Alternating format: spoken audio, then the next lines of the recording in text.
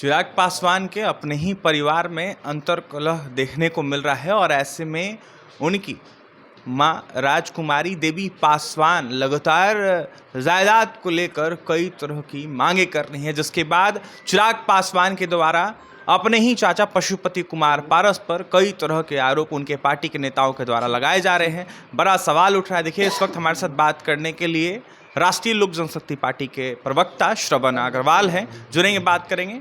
श्रवण जी, कैसे देख रहे हैं जिस तरीके से मांगे की जा रही है राजकुमारी पासवान जी के द्वारा, जहां अब जाकर लोक जनशक्ति पार्टी रामविलास के नेता जो हैं, आप लोगों के पार्टी के नेता पशुपति कुमार पारस जी के आरोप लगा रहे हैं, कैसे देख रहे हैं, क्या कहेंगे? अब देखिए,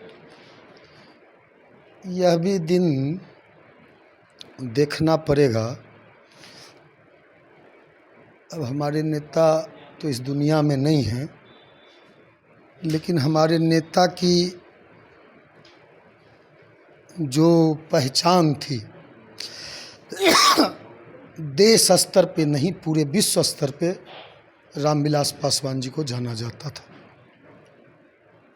रामविलास पासवान जी को देश का दूसरा अंबेडकर भी कहा जाता है। और जिस तरह की राजनीति की जा रही है और राजनीति को जिस स्तर पर पारिवारिक मामले को मीडिया में उछाला जा रहा है, और पहले भी कहावत है ना, घर फूटे गवार लूटे। तो बाहरी लोग, घर से बाहर के लोग, और जो रामविलास पासवान के विरोधी रहे हैं, जो इस पासवान परिवार के विरोधी रहे हैं, जिन्होंने पानी पी पी कर रामविलास पासवान को गालियां दी, जो लोग अंबेडकर को गाली देते हैं, जो हमारे रामविलास पासवान के मुखर विरोधी रहे हैं, वे लोग आजकल इसको हवा दे रहे हैं। शहरबन्नी की जो भूमि है वह राम की भूमि है। इस मायने में राम की भूमि है कि वो रामविलास पासवान की भूमि है। उनके आगे भी राम लगा हुआ है। वह भूमि रामचंद्र की भूमि है। रामचंद्र मतलब रामचंद्र पासवान। वह भूमि पारस बाबू की भूमि है। पारस बाबू पशुपति, पारस पशुपति मतलब शंकर भगवान। और वह भूमि संत जामुनदास की भूमि है। और संत के भूमि पर जाकर बाहरी लोग, जो परिवार के बाहर के हैं, जिन लोगों ने पहले भी बड़ा साजिश करके परिवार को तोड़ा, पार्टी को तोड़ा, तो ये लोग, हमारे बड़े बुजुर्ग कहते थे, हमारे नेता रामविलास पासवान जी कहते थे कि जिस घर पर गिद्ध बैठ जाता है और जिस घर पर गिद्ध की नज़र पड़ जाती है, उस घर का नाश और विनाश तय है। अब देख लीजिए, हमारे नेता रामविलास पासवान जी का निधन हुआ तो एक बनारस के गिद्ध की नज़र पड़ गई थी।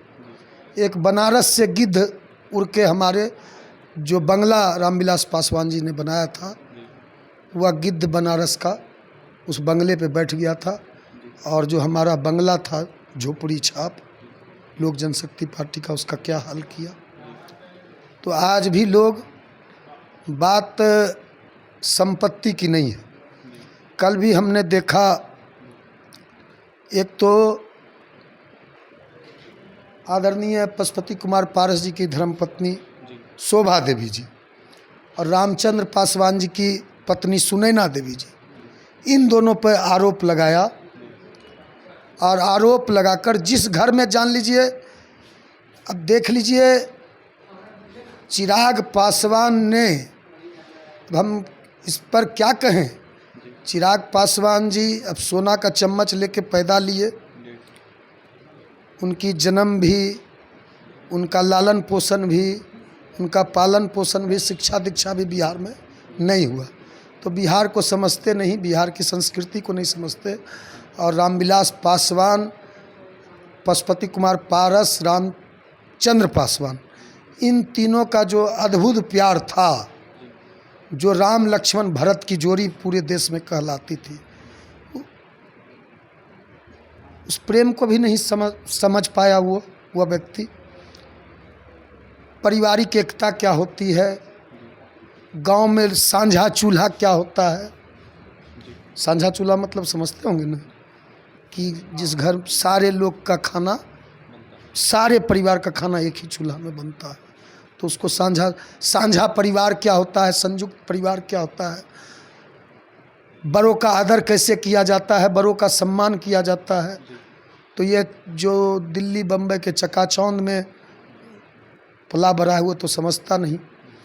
तो जिस तरह इनके लोग आपराधिक तत्व, असामाजिक तत्व शहरबन्नी जाकर शहरबन्नी को बदनाम कर रहे हैं।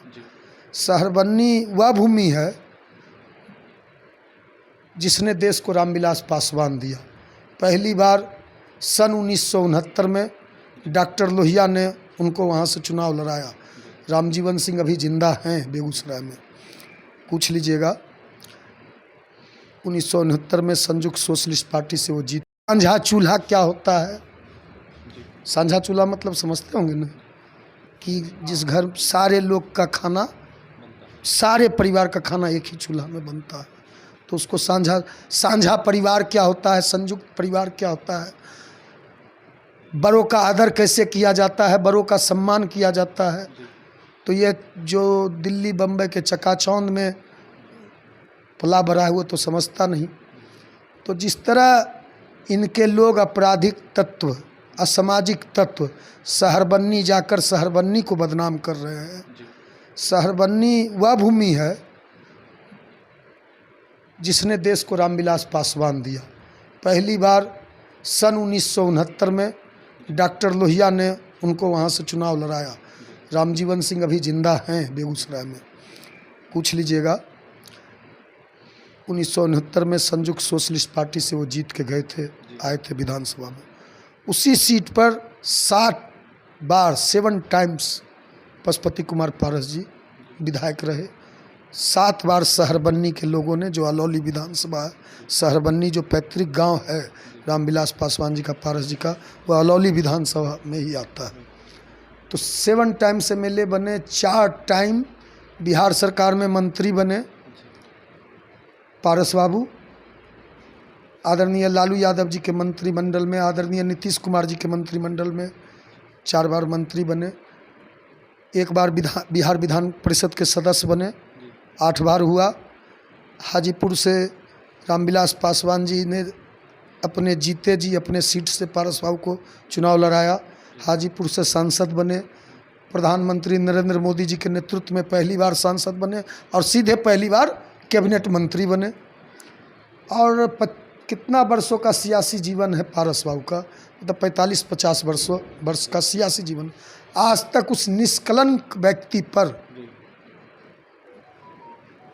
जिनके कुर्ते पे, जिनके आचरण पे, जिनके स्वभाव पे, जिनके व्यवहार पे, जिनके चरित्र पर, जिनके संस्कार पे निष्कलंक जीवन, कोई दाग नहीं लगा, उस पे चिराग पासवान, उसकी पार्टी के लोगों ने उनकी छवि को धूमिल करने का एक कुत्सित प्रयास किया है, जिसको अब कोई लोग मूर्ख नहीं रह गया, सारे लोग समझते हैं।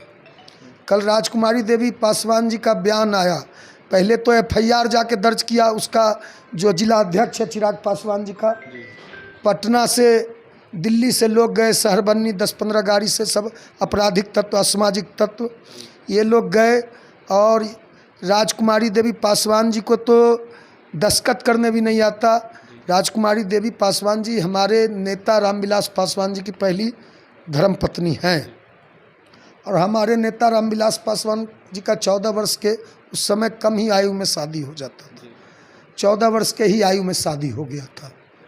और कल हमने देखा कि हमारे नेता राजकुमारी देवी पासवान से ये लोग रामविलास पासवान जी के पिता पर और रामविलास पासवान जी के माता पर भी आरोप लगवा रहे थे। आप कल का इंटरव्यू उठा के देख लीजिए। अब ये संत जामुनदास को भी नहीं छोड़ रहे हैं, ये बाहर से लोग जो जा रहे हैं सहरबन्नी को बदनाम कर रहे हैं। श्रवण जी, मांग क्या करेंगे राजकुमारी देवी को लेते हुए?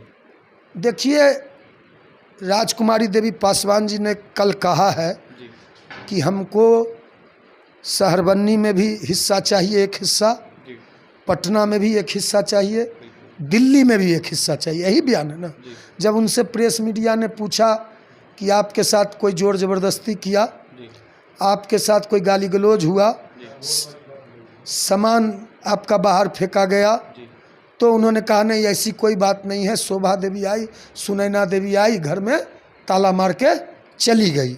उस पर हम बाद में आएंगे, जी उस पर भी यदि आप प्रश्न लीजिएगा। जी फिर राजकुमारी देवी पासवान जी से मीडिया के लोगों ने पूछा कि ये जो घर बना हुआ है, यह ज़मीन किसका है, तो उन्होंने बताया कि यह ज़मीन संत जामुनदास जी का है।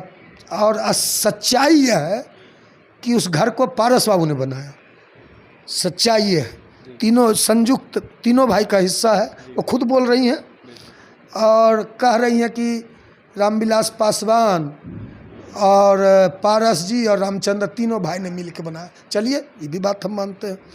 एक आरोप यह भी लगा रही है कि हमारे दूल्हे सब करे रहे, हमारे सास ससुर हमारे लिए कुछ नहीं किए।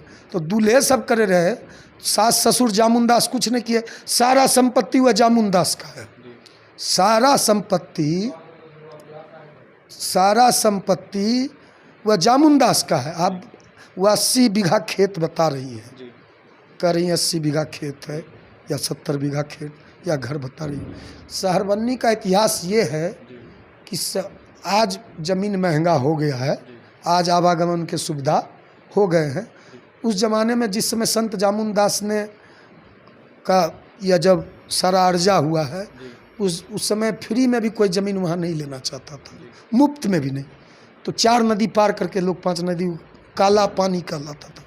तो संत जामुनदास जी ने काला पानी से निकालकर तीनों भाइयों को संत जामुनदास रामविलास पासवान जी को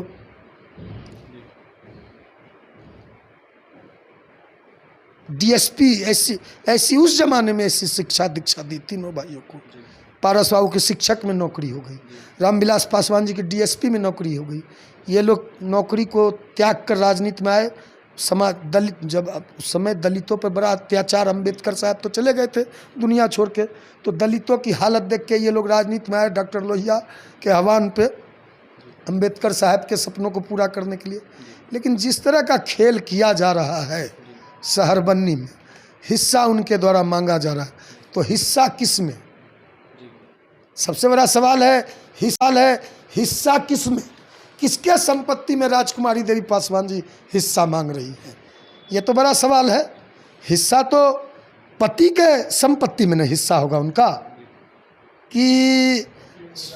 कि सुनैना देवी और शोभा देवी के हिस्सा में वो हिस्सा खोज रही है। हमने परसों खगड़िया में कहा कि राजकुमारी देवी पासवान जी को हिस्सा मिलना चाहिए, हिस्सा मांग रही हैं, हिस्सा मिलना चाहिए।